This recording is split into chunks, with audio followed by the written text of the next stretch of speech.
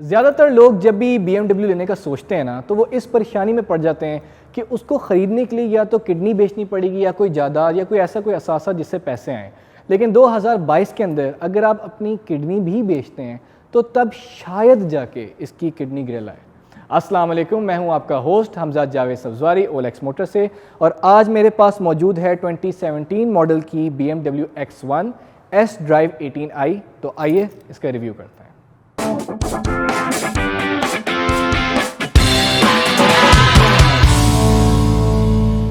जब हम front exterior की बात करते हैं BMW X1 की, तो सबसे पहली चीज़ जो हमें देखने को मिलती है वो है इसकी हेडलाइट, जिसके अंदर हेलोजन बल्ब का इस्तेमाल किया हुआ है। नीचे फॉग लाइट्स हैं और नीचे जो उसका लोअर लिप है वो डिफ्यूज़र स्टाइल के अंदर है, और उसके ऊपर सेंटर के अंदर मशहूर ज़माना किडनी ग्रिल है और BMW का मशहूर लोगो है। अगर हम इसकी इंजन बे की बात करें, जब हम इसकी इंजन बे की बात करते हैं तो इसके अंदर 1500 सीसी का ट्विन पावर टर्बो इंजन मौजूद है, जो तकरीबन 136 हॉर्स पावर प्रोड्यूस करता है और 220 न्यूटन मीटर टॉर्क प्रोड्यूस करता है। अगर हम इसके इंजन बे को देखें तो बड़ी खूबसूरती से हर चीज़ अपनी जगह पे प्लेस की हुई है, उसकी लेबलिंग हुई हुई है। कोई भी मैस या गाड़ी के अंदर जमगट्टा बन जाता है तारों का, वो इसके अंदर मौजूद नहीं है। बड़ी सफाई के साथ, क्योंकि एक ये जर्मन कार है, वो इस चीज़ का बड़ा ध्यान रखते हैं कि गाड़ी का जो डिज़ाइन लैंग्वेज है वो बड़ी एलिगेंट सी हो, बड़ी खूबसूरत सी हो और यूज़र को फ्रेंडली लगे और उसको किसी भी किस्म की डिस्टर्बेंस ना हो। जब हम इसकी डिज़ाइन लैंग्वेज की बात करते हैं तो हम इसमें देखते हैं कि इसकी जो लाइंस हैं फ्रंट से लेके बैक तक बड़ी प्रोमिनेंट हैं और बड़ी खूबसूरत सी, एलिगेंट सी हैं। मतलब कि इसको देखने से आपको एग्रेसिव फील नहीं आती। और अक्सर लोग कंफ्यूज हो जाते हैं कि SUV और SAV में क्या फ़र्क है। SUV की बात करें तो उसमें स्पोर्ट्स यूटिलिटी व्हीकल आता है, लेकिन BMW जो है वो SAV का टर्म इस्तेमाल करती है, जिसका मतलब है स्पोर्ट्स एक्टिविटी व्हीकल। ये BMW का ख़ास वर्ड है जो वो SUV की जगह रिप्लेस करके इस्तेमाल करते हैं। तो अब हम इसकी साइड प्रोफाइल पे आते हैं और देखते हैं कि साइड पे क्या फीचर्स हैं। जब हम इसकी साइड प्रोफाइल की बात करते हैं तो सिंस ये जो BMW की X सीरीज़ है उसकी ये सबसे पहली एंट्री है गाड़ी की X1, तो हम देखते हैं कि यहाँ पे जो इसकी साइड स्कर्ट्स हैं वो उसमें प्लास्टिक का इस्तेमाल किया हुआ है, क्योंकि ये SAV है तो उसको उसकी लुक को बरकरार रखते हुए उन्होंने यहाँ पे प्लास्टिक की साइड स्कर्ट्स दी हुई हैं। अगर हम इसकी टायर की बात करें तो इसके अंदर 17 इंच का अलॉय रिम लगा हुआ है और इसकी जो टायर प्रोफाइल है वो 225/55 R17 की है। इसके जो साइड मिरर्स हैं उसके अंदर लाइट इंस्टॉल हुई हुई है, लेकिन ये रिट्रैक्टेबल नहीं है। ऑल्दो ये और अंदर से आप इसकी जो एडजस्टमेंट है वो कर सकते हैं। इसकी जो डोर हैंडल्स हैं वो बॉडी कलर्ड हैं। यहाँ पे बड़ा खूबसूरत सा बैच लगा हुआ है S Drive 18i का। और ये जो गाड़ी मेरे पास इस वक्त मौजूद है, स्पेसिफिकली ये वाली, ये 2017 मॉडल है और ये स्पोर्ट्स पैकेज है।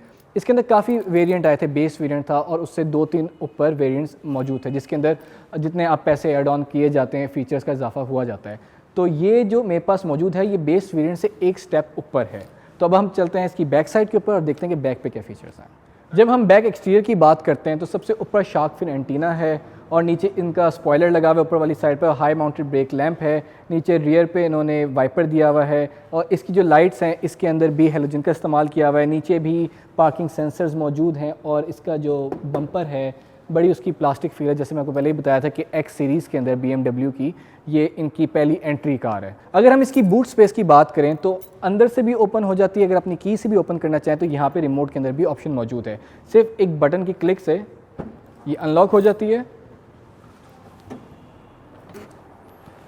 सिंस ये एक SAV है, SAV या क्रॉसओवर की कैटेगरी की गाड़ी है, तो इसके अंदर जो बैक स्पेस है, इसकी जो बूट स्पेस है काफ़ी स्पेशियस है, अच्छा खासा। अगर आप लॉन्ग टूर पे जा रहे हैं या किसी लंबी जर्नी पे जा रहे हैं तो आप अपने काफ़ी 3-4 बड़े साइज़ के हैं लगेज जो आराम से यहाँ पे प्लेस कर सकते हैं। अगर हम इसकी स्पेयर टायर की बात करें तो इसके अंदर स्पेस सेविंग टायर मौजूद है, जिसकी प्रोफाइल है 135/90 का, लेकिन है 17 इंच का ही, ताकि गाड़ी की जो इंचज़ की प्रोफाइल है उसको मैच कर सके। यहाँ पे नेट के अंदर भी स्टोरेज का एरिया दिया हुआ है। सिमिलरली इसकी पैरेलल साइड, अपोजिट साइड पे भी मौजूद है।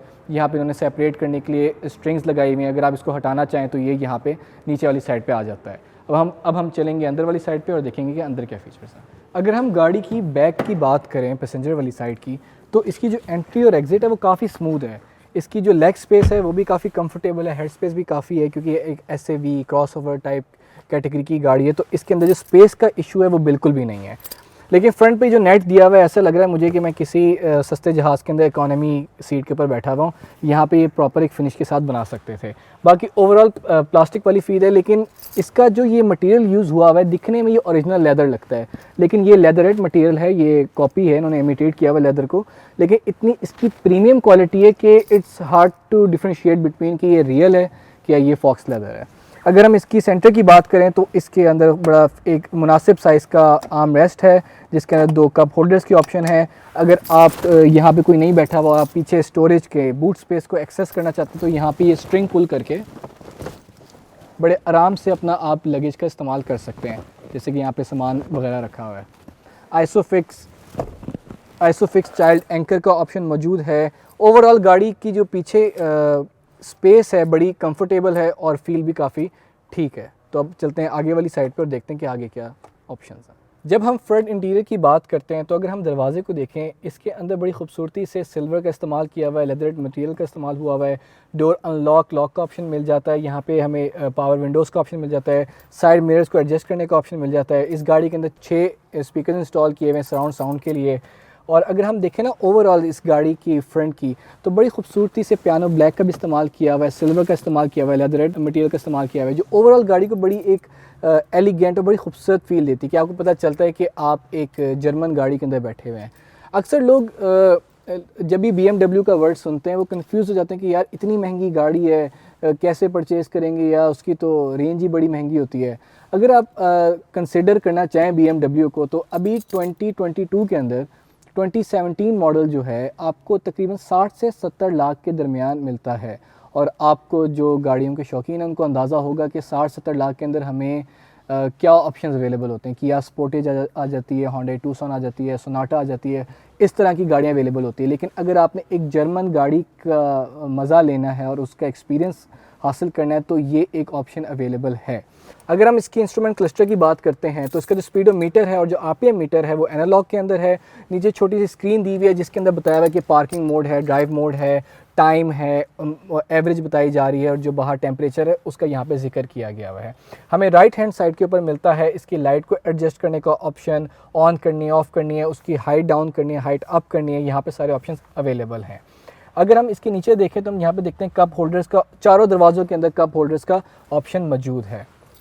अगर हम इसकी हेड यूनिट और सेंटर कंसोल की बात करते हैं तो हम देखते हैं कि इसका जो इंफोटेनमेंट पैनल है उसका साइज़ छोटा है, लेकिन इसका एक फ़ायदा ये भी है कि अक्सर गाड़ियों का इतना बड़ा होता है और ऊपर की तरफ निकला होता है कि लोगों को ड्राइव करते हुए वो एक डिस्ट्रैक्शन क्रिएट कर रहा होता है। लेकिन ये एंड्रॉयड या कोई इस तरह का पैनल नहीं है, ये BMW की अपनी टेक्नोलॉजी जो उनकी सॉफ्टवेयर है वो इसके अंदर इंस्टॉल किया हुआ है। इसकी कनेक्टिविटी जो है, जिस ओनर की ये गाड़ी है उसने कहा इसकी कनेक्टिविटी बहुत स्मूथ है, लेकिन इसके अंदर नेविगेशन का ऑप्शन अवेलेबल नहीं है। नीचे की तरफ आते हैं, हम देखते हैं इसके AC के वेंट्स हैं, क्लाइमेट कंट्रोल है, वो सारा एनालॉग है। नीचे बड़ी खूबसूरती से इन्होंने स्टोरेज बॉक्स का ऑप्शन दिया हुआ है, बड़ी प्रीमियम फील आती है। 2 कप होल्डर्स हैं, चार्जिंग पोर्ट मिल जाता है। यहाँ पे हमें इस इंफोटेनमेंट पैनल को इस्तेमाल करने के लिए, ऑपरेट करने के लिए यहाँ पे हमें उसके सारी ऑप्शंस मिल जाते हैं। अगर हम इसका डायल टर्न करते हैं तो जो भी आप ऑप्शन सेलेक्ट करना चाहते हैं यहाँ पे अवेलेबल है, जैसे ऑडियो है, मेन्यू है, टेलीफोन का है, कॉन्टैक्ट्स आपने यहाँ से एक्सट्रैक्ट करने, अपने कॉल मिलानी, तो आराम से इसकी कनेक्टिविटी का जो फीचर है यहाँ पे अवेलेबल है। यहाँ पे हम देखते हैं ट्रैक्शन का बटन मिल जाता है, स्पोर्ट्स का और इको प्रो का। अच्छा, इन्होंने इस गाड़ी के अंदर ये 1500 सीसी ट्विन टर्बो इंजन है, इन्होंने इसमें इको प्रो का ऑप्शन दिया हुआ तो है, लेकिन जो इस गाड़ी के ओनर हैं उनसे जब मैंने बात की तो उन्होंने कहा ये गाड़ी तकरीबन 9-9.5 किलोमीटर्स पर लीटर इन सिटी करती है। तो आई वाज एक्सपेक्टिंग कि यहाँ पे इको प्रो का ऑप्शन है तो कम से कम ये 12 तक तो गाड़ी को एवरेज करनी चाहिए थी। हमें यहाँ पे ब्रेक मिल जाती है। और अगर हम इसकी स्टीयरिंग की बात करें तो ये स्पोर्ट्स पैकेज है, ये बेस वेरिएंट से एक स्टेप ऊपर है। तो यहाँ पे हमें ये एडिशनल चीज़ें मिल जाती हैं, जहाँ पे आपको कॉल रिसीव करने का, वॉल्यूम ऊपर नीचे करने का, जो बेसिक फंक्शंस होते हैं वो यहाँ पे अवेलेबल हैं। अगर हम इस गाड़ी की सेफ्टी की बात करें तो इस गाड़ी के अंदर ट्रैक्शन का एक तो बटन ऑप्शन दिया हुआ है और इसके अंदर तकरीबन 8 एयर बैग हैं, एक स्टीयरिंग के अंदर, एक यहाँ पे, 2 फ्रंट पे और पीछे, बाकी 4 अवेलेबल हैं। अगर हम इसकी ग्लव कंपार्टमेंट की बात करें तो एक बड़ी डिसेंट अमाउंट है और बड़ी खूबसूरत तरीके से उसका फ्लैट बेड बनाया हुआ अंदर, और आराम से काफ़ी चीज़ें स्टोर कर सकते हैं। अगर हम इसके सेंटर की आर्म रेस्ट की बात करते हैं तो उधर भी लेदर मटेरियल का इस्तेमाल किया हुआ है, उसके अंदर भी काफ़ी एक डिसेंट स्पेस है। अगर इसको भी हम उठाते हैं तो हमें और मज़ीद स्टोरेज एरिया मिल जाता है और यहाँ पे हमें ऑक्स का ऑप्शन मिलता है और USB कनेक्ट करने का ऑप्शन मिल जाता है।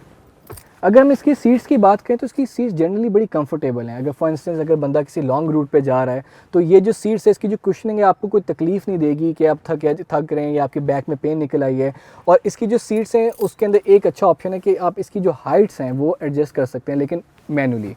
अगर हम इसकी गियर की बात करें तो इसके अंदर टिपट्रॉनिक गियर है। अगर आप इसको ऑटो चलाना चाहते हैं तो ऑटो भी चला सकते हैं, प्लस माइनस का भी ऑप्शन है, इसको मैनुअली भी आप ऑपरेट कर सकते हैं। अगर आप फॉर इंस्टेंस कोई अब हिल क्लाइंब कर रहे हैं या आप नीचे आ रहे हैं तो ये जो प्लस माइनस का ये टिपट्रॉनिक का फीचर होता है आपको काफ़ी हेल्पफुल रहता है।